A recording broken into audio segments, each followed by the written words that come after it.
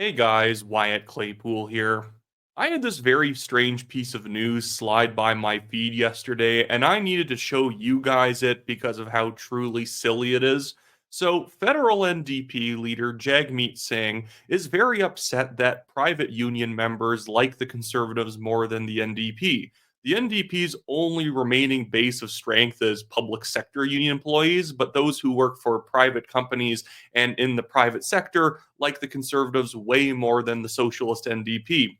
And Augustino Domenico, who I know, posted this photo of a DM between a union member and Jagmeet Singh, where Singh starts whining at him for his support of the Conservatives.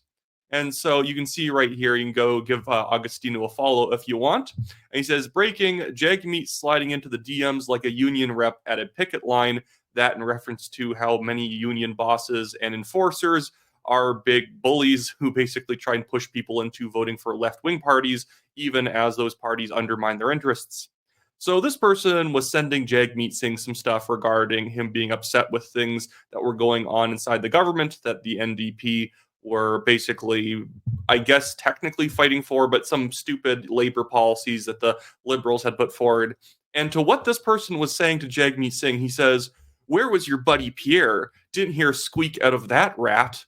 Justin and the Liberals let down workers yet again. Pierre and the Con said nothing. We were the only ones showed up to support the workers, bud. And it's like, and it says, why not answer any of our questions? Because obviously Jagmeet Singh has been dodging many private sector union employees' questions about how they, attack industries. They're against oil and gas. They support the carbon tax. They support high taxes. All this sort of stuff. There is a big rift between people who work in public sector unions paid directly by the government and those who work in private sector unions where unions have been made mandatory in certain industries or in certain companies.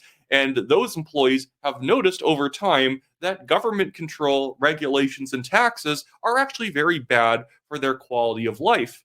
On the other hand, if you're a public sector employee, because you work for the government and the government doesn't do many useful things, you can get away with getting paid large sums of money for not doing a lot of work. No doubt there are some very productive public sector unionized employees. We all understand that. But with the 40 to 50% growth in public sector employees in the provincial and federal governments, I think we can all understand that this hasn't been mostly useful. It has been mostly a make work program. Mark my words, if the NDP were ever able to form the federal government, like I don't know why they ever would. Nobody likes Jagmeet Singh and nobody likes the NDP. Even with their best leader ever, Jack Layton, they were still way behind the Conservatives, who won a majority in 2011. But if the NDP were ever to get in, I guarantee they would try and double public sector employees because that's the only way they can secure voters. If people work for the government, it's way easier to convince them that they should vote for the NDP, who are always going to cave to higher wages that unions demand, lighter workloads, more time off, all that sort of thing.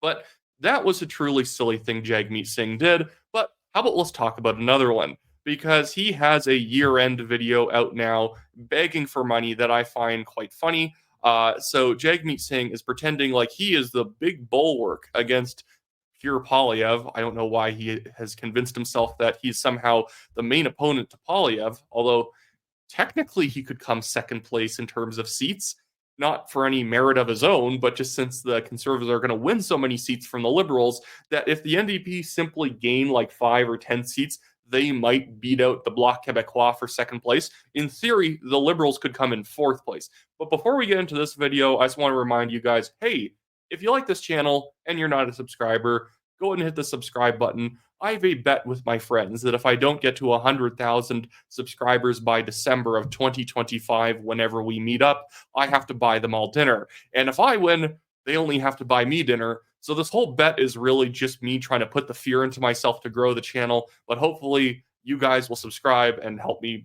complete this impossible challenge. But other than that, also like the video, leave comments. I always try and scroll through them, answer some people, but also just take in whatever you guys' thoughts are, to influence how I do things in the future. Anyways, Here is Jagmeet Singh's post that he made just 3 hours ago. He says, I'm ready to fight to stop Pierre Poilievre before his callous cuts hurt middle-class families. I don't back down. I don't give up. Join me. Okay, sorry.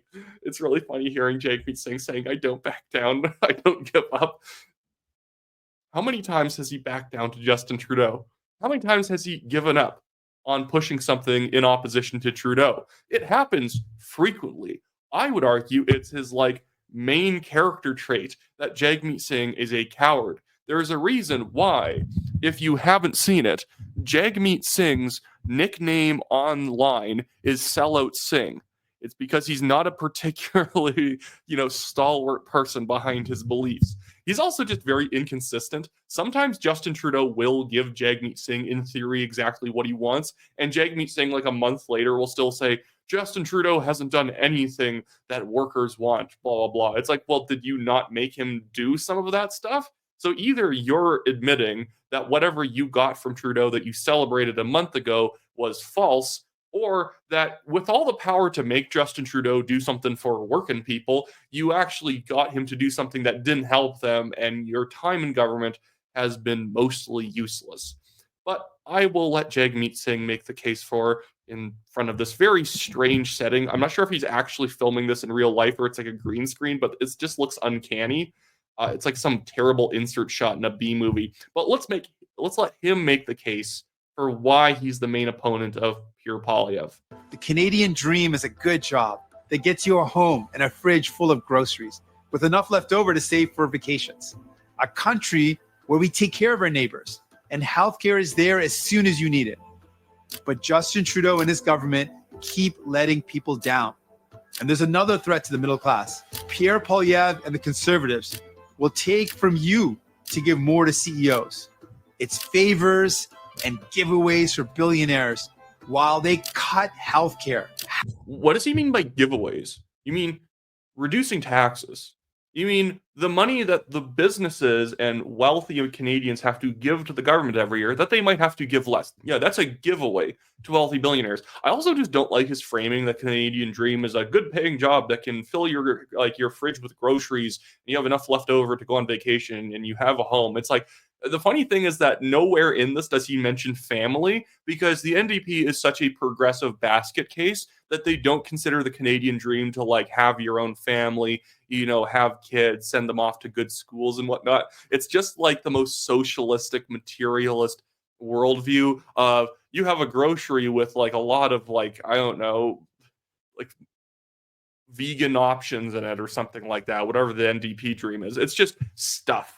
You just have stuff, not building your own business, having a family, being community contributors. It's I have stuff in the fridge. That's the funny thing. Then there's nothing wrong with a full fridge. You should have that. You should be able to get a house for yourself. You should be able to go on vacation. But the funny thing is the NDP's vision is not very visiony, if I could say that. It's very bare bones basics, just survival. And it's guys, also, your own policies will make that less likely because you've been helping run the government with Trudeau for not just 2 years when you signed the agreement, the supply and confidence agreement that's supposedly ripped up now. They were also propping them up for years before that too, since 2019. How is it that with all of you guys passing more programs, people are worse off? Their incomes are lower. It's just asking for a friend. Housing and pensions. I got into healthcare, housing, and pensions. I got into politics to fight for people. It's why I fought for dental care, even when Justin Trudeau said no.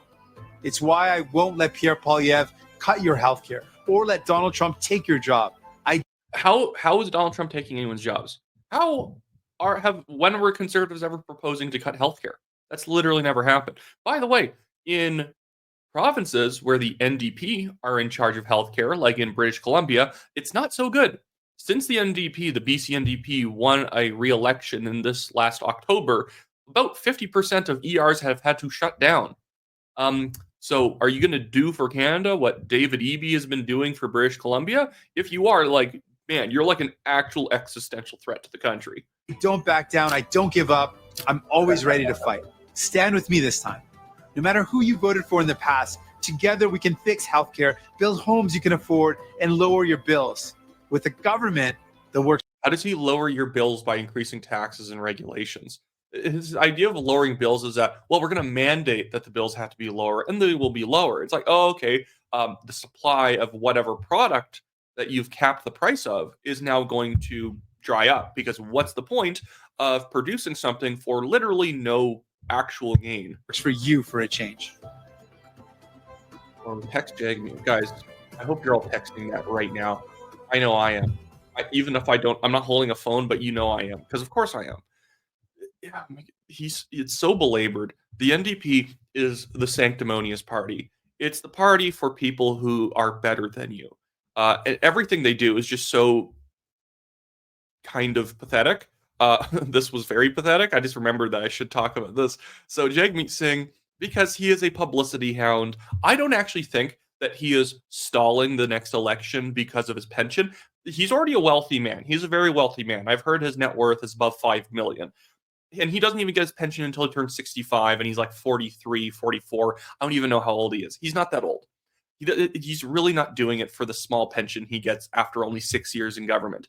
What Jagmeet Singh is drawing out this next election for is he loves being on camera. He loves being on news shows, and he is somehow proud of being on 22 Minutes, which really demonstrates how much of a joke 22 Minutes is. It's not funny, but it itself is a joke because it will have people like Jagmeet Singh on in what is really just like positive kind of. It's not funny. They're having Jagmeet Singh on. They're going to have some fake laughter and pretend like, oh, wow, well, that was such a great bit. That was such a great bit that we did with the leader of the NDP. But it's really just going to be an infomercial for how great of a guy Jagmeet Singh is. Remember when they did something for Pierre Poilievre last time, and it was just some guy running up to Poilievre and basically calling him far right and wanting to crack down on the freedom of journalists? They're not funny. They're sanctimonious, and they're as sanctimonious as Jagmeet Singh is. So Jagmeet Singh says, friends, catch me on 22 Minutes on December 31st.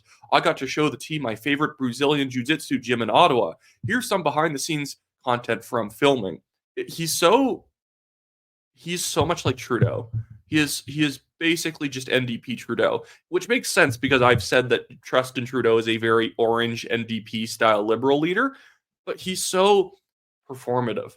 Everything about like Justin Trudeau likes to go skiing and he goes boxing and he tries to show you how tough he is. And Jagmeet Singh needs to show you how cool and millennial he is. Oh, he rides a fixed gear bike, don't you know? He buys bespoke suits, but also don't look up how much everything he's wearing is costing because that might undermine his whole Poilievre as a bootlicker for billionaires narrative when Jagmeet Singh is not just a champagne socialist. That guy is like a 30-year-old barrel-aged whiskey socialist. My goodness. That guy is like constantly flashing how much money he has and how fashionable he is. Oh, how wanted he is by the media.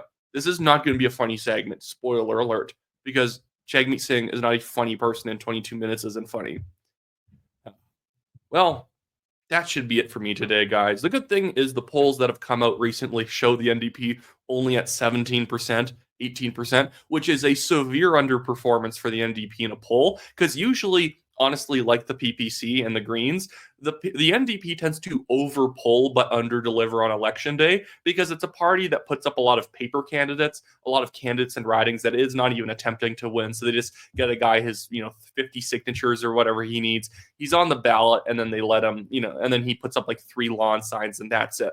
That's what a lot of NDP candidates are. So if the NDP in a poll is only at 17%, there's a chance they might only get 15% of the vote because in the 21 election, they could pull up to 22%, sometimes 23% of the vote, and they come in at 17, 18% because nobody likes them. Nobody trusts them. They're just sanctimonious college campus socialists. Anyways, so that's it for me today, guys. Remember to subscribe to the channel, like this video, leave a comment, do all that great stuff, and I will see you guys in another video. Obviously, I'm not going to see you in the magazine.